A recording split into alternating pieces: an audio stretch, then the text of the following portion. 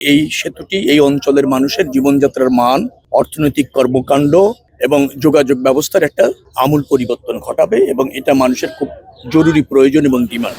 সেটা সরকার তো কাজই হচ্ছে জনগণকে কমিউনিকেশনের যে জায়গাটা, মানে ইনফ্রাস্ট্রাকচার সুবিধাটা এনশিওর করা। গরমে আরাম নিয়ে হবে না হাহুতাশ, ঘুরলে পরে ওয়ালটন ফ্যান বাতাস আর বাতাস।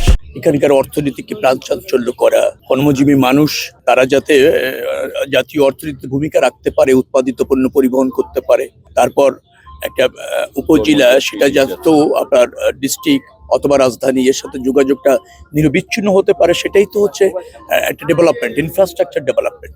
সরকারের কাছে এটা অত্যন্ত গুরুত্বপূর্ণ, সেটা বিবেচনা করে এই প্রকল্পটা নেওয়া হয়েছে। সম্ভবত এটা হচ্ছে রাবণাবাদ, না রাবণাবাদে এই যে ব্রিজ, এটা 883 মিটার সম্ভবত এটার দৈর্ঘ্য। আমরা মনে করেছি সরকার যে এই সেতুটি এই অঞ্চলের মানুষের জীবনযাত্রার মান, অর্থনৈতিক কর্মকাণ্ড এবং যোগাযোগ ব্যবস্থার একটা আমূল পরিবর্তন ঘটাবে এবং এটা মানুষের খুব জরুরি প্রয়োজন এবং ডিমান্ড। সেটা বিবেচনা করে সরকার এই প্রকল্প নিয়েছে এবং এখন বাস্তবায়ন হতে চলেছে। আমরা আশা করছি এই অঞ্চলের মানুষের দীর্ঘদিনের যে দাবি, দীর্ঘদিনের যে ভোগান্তি, তার অবসান হতে চলেছে এবং এটাই হচ্ছে একটা জনবান্ধব সরকারের মানে কাজ, একটা নির্বাচিত সরকারের দায়িত্ব। এখানে মেম্বার অফ পার্লামেন্ট যিনি আছেন, তিনিও সে ব্যাপারে সজাগ, সচেষ্ট।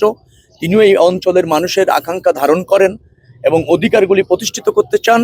সরকারও রয়েছে, নির্বাচিত সরকার দায়বদ্ধতা রয়েছে, জবাবদিহিতা রয়েছে, জনকল্যাণ, জন আকাঙ্ক্ষা প্রতিষ্ঠিত করার দায়িত্ব রয়েছে। সেই জায়গা থেকে দ্রুততম সময়ের মধ্যে আমরা চেষ্টা করছি, উদ্বোধন করলাম, দ্রুততম সময়ের মধ্যে কাজ হবে এবং অতি নির্ধারিত সময়ের মধ্যেই সেটা বাস্তবায়ন হবে বিধায় আমাদের অঙ্গীকার থাকছে।